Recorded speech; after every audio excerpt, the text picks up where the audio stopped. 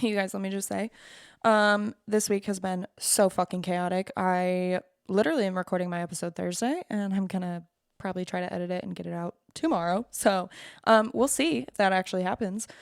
But you guys, I'm kind of nervous to talk about this topic today, and I'm not even sure why. But I think something that I've been very fearful of throughout this podcast journey is that I'll say the wrong thing or what I say might be taken out of context, and I don't know, that's terrifying, you know. I do come on here to speak my truth and to speak from my own experiences, but I also speak my opinion, and I know that my opinion probably doesn't always equate to what the majority thinks sometimes, and I know that that's okay, but it's still terrifying. And I try to remind myself that I'm also still learning and I'm still young.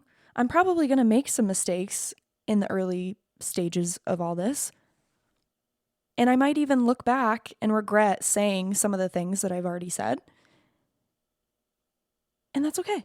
You know what? I've decided that that's okay. It's just a part of the process. And my hope is that if I do say something incorrectly or insensitively, that someone does call me out on it and that it's something that I can learn from, you know? So anyway, I just had to kind of like get that out of the way. Because I feel like this might be one of those episodes. I don't know, maybe it's not, but we're going to find out together. So today, I really want to unpack misogyny in this society. You know, this is a deep, heavy subject, but it's definitely worth talking about. And it seems only fair because March is Women's History Month. Okay, so let's get into it.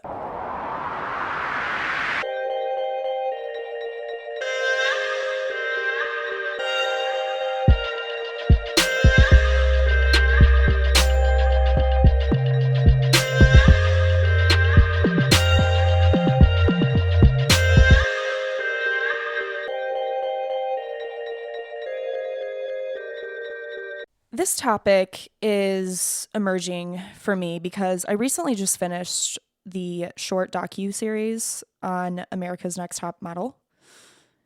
You know, this was one of the most pivotal TV shows of its time. And growing up, I remember watching this, but I wasn't like waiting for it to air every Wednesday night. You know, but if it was on, I would watch it. And it was entertaining, so I could get down with it, but my adolescent brain didn't comprehend just how fucked up that show actually was. And let's be real. I mean, TV shows that aired in the early 2000s, late 90s were definitely pushing the boundaries of what was, let's say, acceptable. Especially in reality TV, you know, I think of Fear Factor and 16 and Pregnant, even like Jersey Shore, you know, like, and all of these shows, iconic, but again, definitely pushed some boundaries. Like, these were the kind of TV shows that I would watch after school in my parents' bedroom and immediately turn it off as soon as I heard the garage door open. So, I mean, I think I knew that I probably shouldn't have been watching some of these shows at the age that I was, but that didn't stop me, babe. You know, I found a way. But anyways, after watching this docu-series, I realized just how fucked up that show actually was. And here's the thing about reality TV, okay? The purpose of the show is literally to stir up drama. I mean, if you guys have been keeping up with the Secret Lives of Mormon Wives, I mean, it is drama filled, babe. But that's why we watch it, because it's entertaining and we want to see what the fuck happens in these people's lives, right? But I think sometimes we forget that this is real people's lives, you know, and especially in America's Next Top Model, like, the cameras were on all of the time. And these were young women, you know, just hitting their early 20s, looking for their big break, you know, their way out of whatever situation that they were in. You know, they were looking for a way out. And the shittiest part about all of this is that the girls who won were promised to be signed to an agency and, get all these deals and all of these things. But in reality, a lot of the girls who won were speaking out about their experiences and were like, yeah, no, I was treated like the black sheep at the agency that I was signed to. A lot of people didn't actually want to work with me just because I was associated with America's Next Top Model.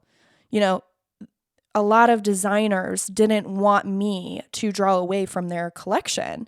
So a lot of them ended up in a worse place than when they started because they couldn't even use a lot of the imagery that, in like photos in their portfolio. And that's really fucked up.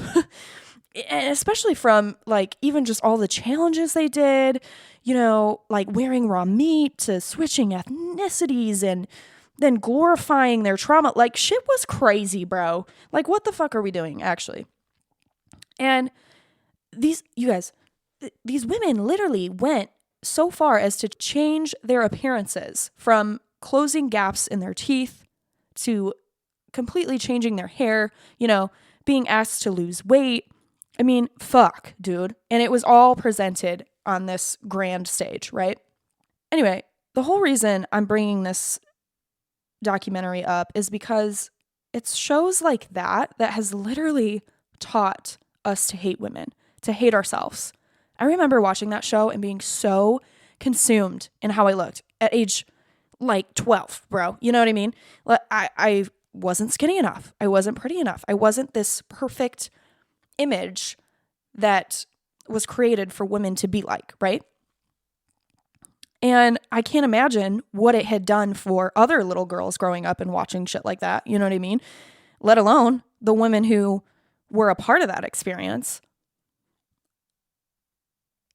And then, not to mention, let's enter social media into the chat. Talk about self-confidence issues, bitch. It's bad enough that I have to deal with perfect fucking skinny Ashley at school, but now I have to deal with looking at Kendall Jenner and Britney Spears all the fucking time. You know what I mean? I have to compare myself to them. Shit. I think the other thing, too, is that growing up, I don't remember talking about or even learning about, really, a lot of women who did these quote-unquote great things.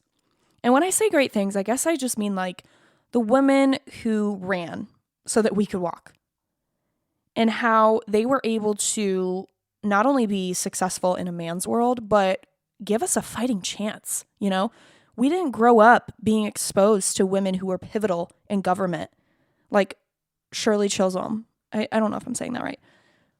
Shirley Chisholm? Sorry. I'm sorry if I'm not saying that right. Fuck. Okay. Anyway, she became the first black woman to ever be elected into Congress in 1968. In 1968, you guys, that's not that fucking long ago. Okay. Think about that. That's in our parents' lifetimes. Okay. And then later, she received a presidential nomination by the Democratic Party in 1972, if you didn't know. Okay. Public knowledge. Look it up on Google. All right. But we didn't grow up learning about the woman who advocated for us in spaces where people thought that was taboo. Okay. We didn't really touch on a lot of what has taken place in our history in general. I mean, let's think about it. We just barely scratched the surface on slavery and segregation, human rights. Like, those are the things in history that we need to be learning more about and should be talked about more in our education system. Like, honestly. And I know it's hard to talk about and it's hard to accept for some people that this was once the reality that people were living in. But we need to not only acknowledge that, but also continue to learn about it beyond what was just touched on at school. And believe me, that pisses me the fuck off because, hello, like, why the fuck are we not learning about this shit more? But at the same time, I feel like, me personally, and I feel like everybody, I mean, we have the responsibility to understand what has happened in our history so that we can better understand the world around us today. Getting on a tangent, but you get what I'm saying, right? I've been looking into women who were extremely pivotal in the women's rights movement, right? Like, let's take it back to the 1800s when Susan B. Anthony and Elizabeth Cady Stanton traveled around the country to advocate for women's rights to vote, to own our own property, and to also have equal pay. Again, I feel like it's just sad to me because we might have touched on, women's suffrage, might have been a unit, but not enough, okay? And it sucks because I feel like I'm so unfamiliar with the history of women in this country and the impact that they've had, even in our most recent history, right? Like Ruth Bader Ginsburg or even Michelle Obama, okay? And when I really sit back and I think about how I view women on the surface, I would love to say that we are powerful and I'm a woman who supports women, but underneath that, I'm not entirely sure that I, see them in this light. And I'll get into this a little bit later, but it's like there are a lot of really great women out there who have done a lot of really great things, but I don't categorize all women in that space because that wasn't what was normalized. That wasn't what I was exposed to growing up. You see what I'm saying? Like, I was taught to judge them, to compare myself to them, and to not see myself or other women in this powerful, strong, independent way because I grew up watching things like America's Next Top Model and reading magazines like J14 that had quizzes about how to find your perfect match. Like, what the fuck? Not how to find a passion, though. You know what I mean? Like, so I think because shows like this and media like this was so normalized, the way we treat and have treated women has become normalized. It is and it was okay to sexualize women in the workplace and comment on their weight or not pay us equally, even though we have all the right credentials and potentially work 10 times harder. The problem, okay, is that misogyny is so deeply rooted and ingrained in our culture that it is still very much present in our society today. I mean, we have a president that is trying to normalize any and every discrimination in the book: racism, war, misogyny, homophobia. Am I missing anything? Probably. Basically anything that doesn't benefit the cis white man, okay? There, I said it. I don't give a fuck. Because what? And that's the biggest problem in today's world, is that the president of the United States has made these discriminatory beliefs, normalized. And it has allowed people to think that these beliefs are still okay, that harming another person or treating a woman like shit is okay. Like, what in the fuck? And I now recognize that I have gotten off the beaten path here a little bit, so I'm going to reel it in. But I think the whole point of what I'm trying to say is that for so long, people have grown up hating women because of how we grew up seeing women be treated. And because this is so ingrained, it's been very hard for all of us, and not just men, right? But women too. Okay? It's been hard for us to break away from those traditional beliefs. Women have continuously grown up hating ourselves because from the time we could fucking walk, we're being judged for how we look, to the way we talk, to the way we mother. I mean, you name it. So anyways, shit is fucked up, and that's why I'm calling it out. Moving on. And another thing, I mentioned this earlier. Women are taught to hate other women. I would love to say that I'm a girl's girl and that I support other women and I am always there for other women. But the truth is, I don't know that I am. I constantly find myself judging other women. It's like the second I walk into any room ever, I'm almost immediately judging all the women in that room, whether it be good or bad. But I definitely always find myself comparing myself to them. You see what I'm saying? Like, Does my hair look better? Is my waist slimmer? Am I prettier than her? Do I sound better? Am I more successful than she is? My personality is surely better than hers. Like, ew. It's almost on command. And I think I'm trying to get better at recognizing like when those thoughts do surface instead of just feeding into them.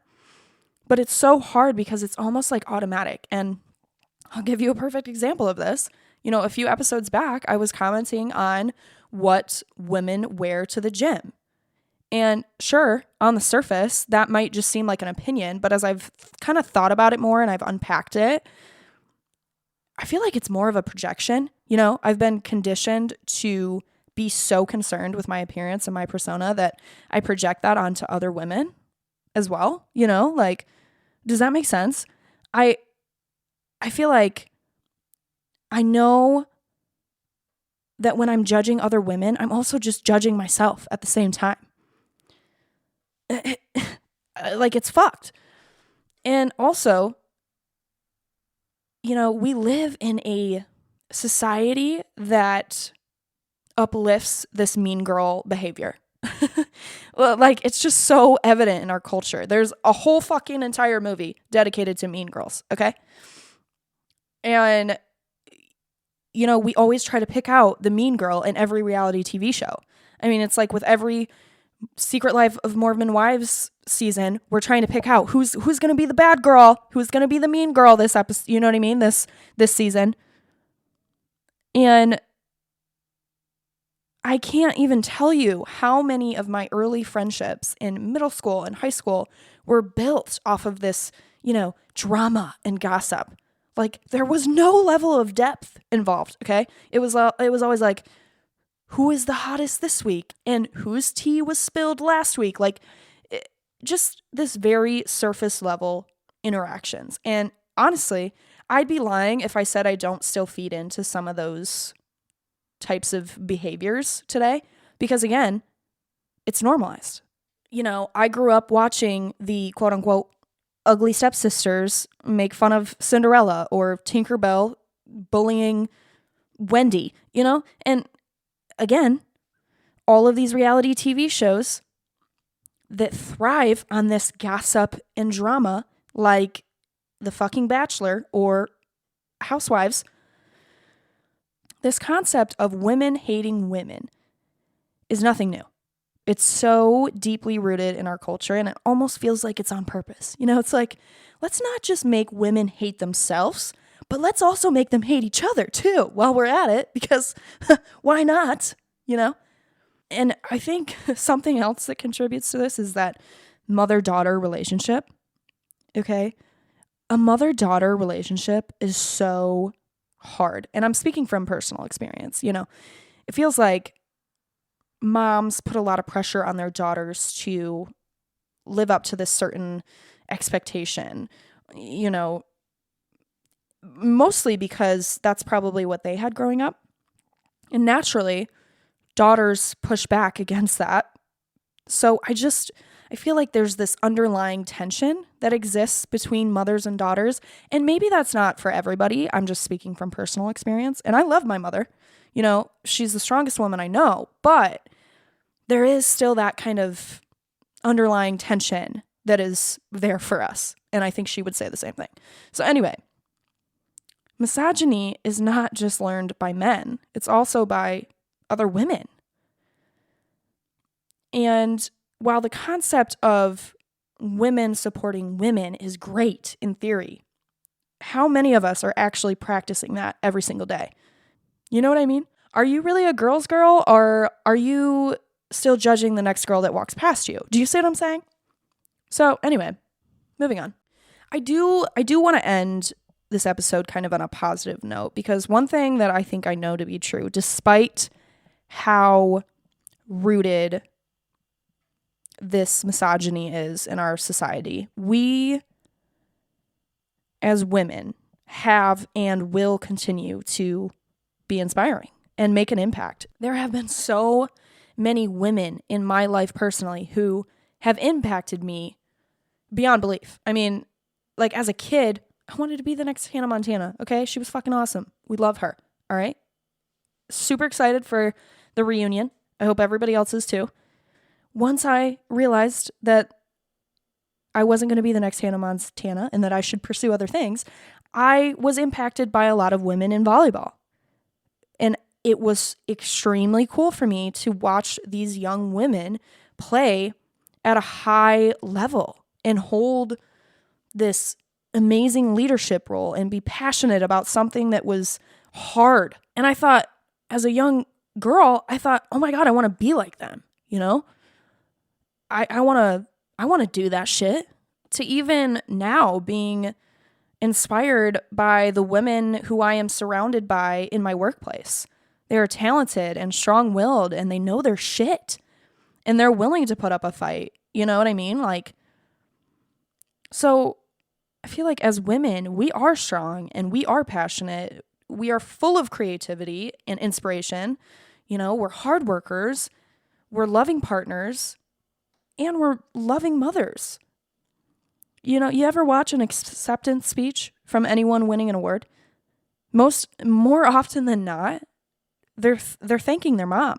They're thanking their mom for challenging them and encouraging them. Sometimes I feel like as women, we feel like we have this pressure on us to feel like we have to do it all. And when I think about this, I'm reminded of that scene from the Barbie movie with America Ferrera's character, you know? She is going on and on about the societal standards placed on women. And so I just kind of want to read this monologue for you guys. Okay, so here we go. It's literally impossible to be a woman. You are so beautiful and so smart, and it kills me that you don't think you're good enough. Like, we have to always be extraordinary, but somehow we're always doing it wrong. You have to be thin, but not too thin. And you can never say you want to be thin. You have to say you want to be healthy, but also you have to be thin. You have to have money, but you can't ask for money because that's crass. You have to be a boss, but you can't be mean. You have to lead, but you can't squash other people's ideas. You're supposed to love being a mother, but don't talk about your kids all the damn time. You have to be a career woman, but also always be looking out for other people. You have to answer for men's bad behavior, which is insane, but if you point that out, you're accused of complaining. You're supposed to stay pretty for men, but not so pretty that you tempt them too much or that you threaten other women because you're supposed to be a part of the sisterhood.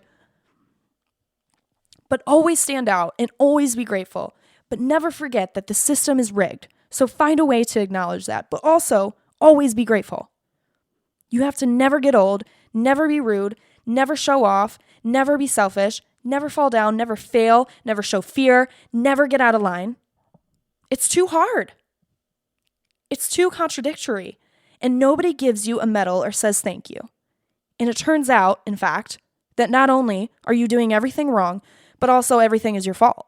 I'm just so tired of watching myself and every single other woman tie herself into knots so that people will like us. And if all of that is also true for a doll just representing women, then I don't even know. Period. Mic drop. Episode over. You see what I'm saying? Like, seriously.